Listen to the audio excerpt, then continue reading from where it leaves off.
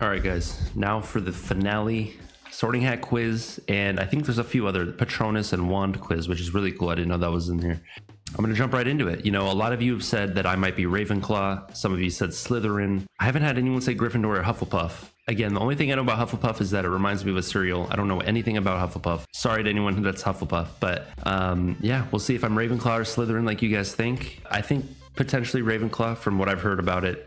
I lean towards getting that probably. All right, start the ceremony. Here we go. Moon or stars? Ooh. Okay, this one is kind of easy for me. The moon is just one thing, and the moon is beautiful, of course. It does a lot for the earth, you know, it's something with the tides and stuff like that. But the stars is like infinite. Each star could be its own universe, galaxy, planet, whatever, infinite life out there. And so I lean towards stars. I like stars. After you have died, what would you most like people to do when they hear your name? Ask for more stories about your adventures. Miss you but smile. Think with admiration of your achievements. I don't care what people think of me after I'm dead. It's what they think of me while I'm alive that counts. Oh, that's it? Sorry if there's noise in the background. I have people over right now. But let's see. Miss you but smile. That one jumps out at me. Ask for more stories about your adventures. I don't care what people think after me dead. It's what they think of me when I'm alive. I mean, that's true. Think with admiration of your achievements. I'm not big on people caring about my achievements. I mean, that's nice if they think highly of my achievements, but miss you but smile, that's like my second favorite. I think ask for more stories about your adventures, because that means they're like interested in you and your life, and that you might have had a lot of adventures. And I don't know, that one just jumps out at me. I'm gonna go with that. If you were attending Hogwarts, which pet would you choose?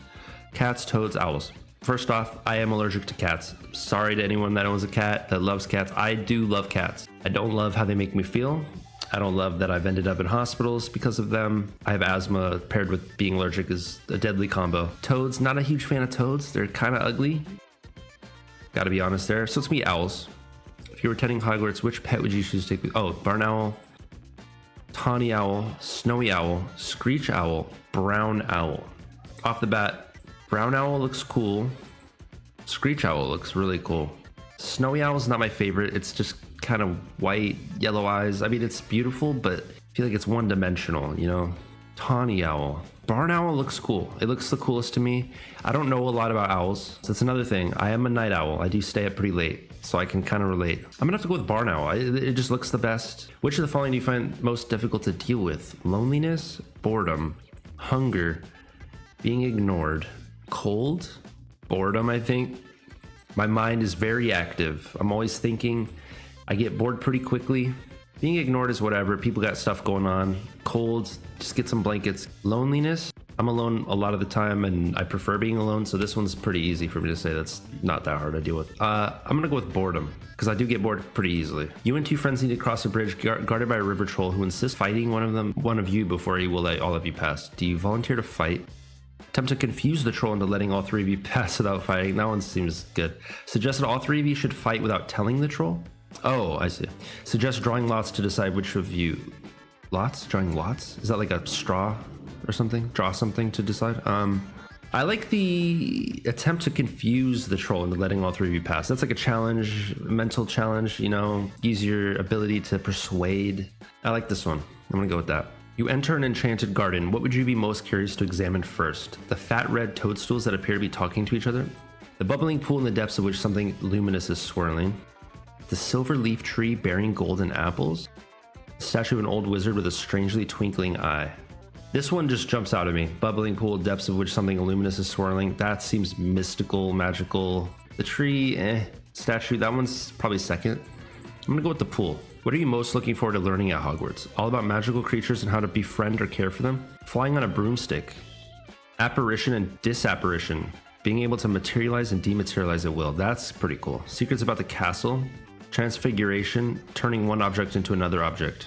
Hexes and jinxes. Every area of magic I can. The jack of all trades, huh? I think apparition and disapparition, that's pretty cool. Just like teleporting. Secrets are cool, but transfiguration, no. Hexes and jinxes, that might be my second. I'm gonna go apparition and disapparition. Left or right? Okay. This one's, I don't have much to go off of here, but I'm gonna ignore the colors because I feel like that's not really part of it. I am right-handed. I've been right-handed, my whole life. So I want to change it up. What's to the left? What's all about left? You know, Got to experience everything in life, and I haven't experienced much left, so I'm gonna go left. All right, we're ready. Oh, I'm nervous. What is it gonna be? Come on, throw everyone for a loop. Gryffindor. Okay. You probably know that some of Gryffindor most renowned members include Dumbledore, Harry Potter. The Sword of Gryffindor was made 1,000 years ago by goblins, or that the head of House Minerva McGonagall's hobbies include correcting articles in Transfiguration today and supporting the Montrose Magpies. That must be a team. If they're saying I'm brave, I'll take it. I will take it. And of course I get to be with Harry, Hermione, Ron, where dwell the brave at heart. Their daring, nerve, and chivalry set Gryffindors apart. I'll take it. My favorite people are in Gryffindor. That's very cool. I was surprised. I really thought it was going to be Ravenclaw, like a lot of you said. It's weird because you would think Gryffindor would like the troll one, you would be like, oh, I'm going to fight, volunteer to fight. That would be Gryffindor in my opinion. But tricking it, that seems more like a Ravenclaw thing. I don't know. Interesting. Was it the left or right? I don't know. Patronus. Let's see what my Patronus is. Okay, we got a little cutscene. The Patronus is kind of a positive force. Is a kind of positive force, a projection of the very things that the Dementor feeds upon: hope, happiness, and the desire to survive, says Lupin. It's like a demon, straight up. All right, I'm here to discover my Patronus. Watch it be a doe. Think of my happiest memory. I'm drawing a blank. Is that is that sad that I can't think of anything off the top of my head? Dream, dance, discover. Discover. I like learning about stuff, figuring out things. Dream could be cool too. Warm or cold? Warm. Actually, I don't know. That one's a tough one. I'm leaning towards warm. It's like 60-40. Prowl, play, or preen. I don't know what preen means. Prowl? That sounds weird, but like, I don't know. I feel like the owl thing kind of goes with that. What was that? Your Patronus is trying to form. Don't give up. All right. Did I not click it? I don't know. Safe or free? Free. Freedom. Safety is good, but it could be safe and free. Love, trust, or hope? Trust. Hope is dangerous sometimes. Love is amazing, but trust. If you love someone but you don't trust them, it can be dangerous. Trust is the best. Click and drag. All right. Expecto Patronum. I was channeling my Harry moment when he was across the lake. Adder? What is that? A snake? Is it because I said prowl? What the heck is this? I didn't even know you could have a snake for this. The Patronus turned. It was cantering back towards Harry across the still surface of the water. It wasn't a horse. It wasn't a unicorn either. It was a stag. It was shining brightly as the moon above. Well, mine isn't a stag. Learn more. Most popular is dolphin, fox, Saint Bernard, hedgehog. Rarities. I got a rare one? Unicorn, snowy owl, stag, wood mouse, albatross. Yo, mine's not even on here. The albatross is the rarest on our list. The one belonging to the lowest number was with the longest wingspan of any bird, up to 11 feet. I thought an albatross was a reptile or something. Surfs the ocean winds for hours, hardly even... Wait, is buckbeak? Is not... Oh no, that's a griffin, right? Or something? Where is mine? Huh? Mine's not on here. Bro. How do I go back? All right, I'm gonna look this up. The Adder Patronus represents determination, cunning, and being free-spirited. Adder is a tough and cunning snake, and just like those who cast as Patronus, they know what they want and go for it. Okay. Free-spirited. That's... Yeah, actually, adders being snakes are heavy with symbolism. Serpents in general often seen as wise, as well as symbols of healing or change in the cycle of life and death and rebirth. To have a snake represent any part of you is very powerful indeed. Those that associate with the serpent tend to be wise and cunning individuals known for being both sympathetic and beautiful. Adders in particular are very intuitive about people and situations and may have a healthy sense of foresight. Adders tend to have very good self-control and are able to accurately judge things as they happen. Okay. I like that one. Let's go with the wand now. Now we need the wand. So we're Gryffindor with an Adder Patronus. What is our wand? First of all, would you describe yourself as average height, tall, or short? I'm 6 foot. Is that average? I think it's a little... I'm going to go with tall. I might be on the lower end of tall, but eyes... I'm going to go with brown. I do have brown eyes. Dark brown? They're more brown. Was the day on which you were born was odd number. Do you most pride yourself on your determination, originality, imagination, optimism, resilience, kindness, intelligence? Okay, so there's a few off the bat that I don't pride myself on, which is my determination. Sometimes my determination could be a little on the lower end, which I'm working on. My imagination, probably not. Resilience, that could be one of them. Intelligence, do you think I'm pretty smart? Kindness, I think I'm pretty kind, but pride yourself on. Optimism, originality. I feel like the most I would pride myself on is optimism or kindness or intelligence. But if I had to pick, which I do, let's go with, man, this is tough. It's between these three. I'm gonna go with intelligence. Traveling alone down a deserted road, you reach a crossroads. Do you continue left towards the sea, right towards the castle, or ahead towards the forest? Huh, okay. Well, I've lived by the ocean a majority of my life. Majority, not all. I feel like I'd get, it's too much sea for me. Right towards the castle, or ahead towards the forest. Well, I do love hiking, and that involves forests sometimes. Castles are cool, but they could be haunted, they could be bad people in them. Like, I don't know, is this like an empty castle? Might be welcomed, I don't know. I'm gonna go with forest. Do you most fear fire, small spaces, darkness, isolation, or heights?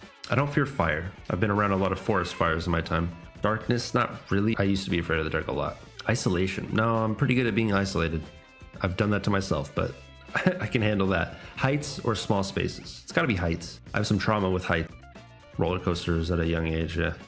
In a chest of magical artifacts, which would you choose? Silver dagger, golden key, ornate mirror, dusty bottle? Has anyone chose the dusty bottle? Because I feel like that's crazy. Glittering jewel, black glove, or bound scroll? Not the dagger, not the bottle. Those are pretty basic. Ornate mirror. I'm not sure what ornate means. I'm not really doing a great job of showcasing my intelligence here by not knowing that. But golden key, if I knew that it was going to open something and I could see that it was going to open something, probably that. It's like, what does it open? Glittering jewel, could sell it, could look at it. Black glove, like what's his name? The glove doesn't fit type shit. Bound scroll. It's probably the scroll. So what if there's like a magical, historical, unknown spell on that thing, or who knows? Cake recipe. You never know. It's a mystery. I'm gonna go with the scroll. All right. I think we've done it. Dogwood wood with a unicorn core, 14.5 inches and hard flexibility. Okay, dogwood. Dogwood is one of my personal favorites, and I have found that matching a dogwood wand with its ideal owner is always entertaining. Dogwood wands are quirky and mischievous. They have playful natures and insist upon partners who can provide them with scope for excitement and fun. It would be quite wrong, however, to deduce from this that the dogwood wands are not capable of serious magic when called upon to do so. They've been known to perform outstanding spells under difficult conditions, and when paired with a suitably clever and ingenious witch or wizard, can produce dazzling enchantments. An interesting foible? I've never seen that word in my life. An interesting foible of many dogwood wands is that they refuse to perform non-verbal spells, and they are often rather noisy. What? Refuse to perform non-verbal spells? No, I don't like that. But okay, let's keep reading. Unicorn core. Unicorn hair generally produces the most consistent magic and least subject to fluctuations and blockages. That kind of goes against what I just read in the dogwood, but okay. Wands with unicorn cores are generally the most difficult to turn to the dark arts. They're the most faithful of all wands and usually remain strongly attached to their first owner, irrespective of whether he or she was an accomplished witch or wizard. Minor disadvantages of unicorn hair are that they do not make the most powerful wands, although the one would may compensate, and that they are prone to melancholy if seriously mishandled, meaning that the hair may die and need replacing. I gotta get this thing serviced? Okay. 14.5. The following notes on wand length and flexibility are taken from notes on the subject, Mr. Ollivander. Most wands will be in the range of between 9 and 14 inches. Mine's above that. While I have sold extremely short wands, 8 inches and under, and very large wands over 15, those are exceptionally rare. Dang, I was almost exceptionally rare. In the latter case, a physical this is a hard word for me, it always has been. Peculiarity demanded the excessive wand length. However, abnormally short wands usually select those in whose character something is lacking, rather than because they are physically undersized. Many small witches and wizards are chosen by longer wands. Okay. So I'm like on the edge of very rare. That's pretty cool. Hard. Wand flexibility or rigidity denotes the degree of adaptability and willingness to change possessed by the wand and owner pair. Although, again, this factor ought not be considered separately from the wand wood, core, and length, nor of the owner's life experience and style of magic, all of which will combine to make the wand in question unique. I feel like my flexibility is pretty flexible, not gonna lie. Just in the way I know myself, what I would pick. Like, if you could pick your own one, I wouldn't pick one with hard flexibility, just in my opinion. However, this probably knows me better. The wand chooses the wizard, remember? Okay. Dogwood. I've heard of dogwood before. What do you guys have? What's your wand? What's your Patronus? And what is your house? I'm curious. Did I get very rare placements and stuff? All right, I think that's it. All right, guys, listen. That was cool. I did expect Ravenclaw, so that's interesting that I'm Gryffindor. I also expected a wand with more flexibility, but hey, I'm gonna trust the process. I'm gonna trust the site. I'm gonna trust Mr. Ollivander himself. And yeah, the Patronus was an adder, a snake Maybe it's, I don't know if there's a snake one and an adder one, or if the adder is just the snake. If you watched this far in the video, I appreciate you. Thank you so much for recommending these for me. The next video will have the cutscenes, deleted scenes, behind the scenes. Well, maybe not behind the scenes. We just saw a lot of the behind the scenes, but bloopers, that's what I'm looking for. Bloopers as well. So if you guys want to see that, definitely look out for the next video. If you could give the video a like, subscribe to the channel, and turn on notifications so you don't miss any reactions from me, as well as all the other stuff I just mentioned. I will be doing Fantastic Beasts and Where to Find Them. That's coming very soon. At least the first movie. A lot of you mentioned the second and third, maybe not so much, but I will be doing at least the first movie. Maybe I'll do a poll to see if you guys want me to do the rest. But yeah, guys, thank you so much for watching. Thank you for being here. I appreciate you. Have an amazing rest of your day. Have an amazing rest of your week. And I hope to see you in my next reaction. Take care.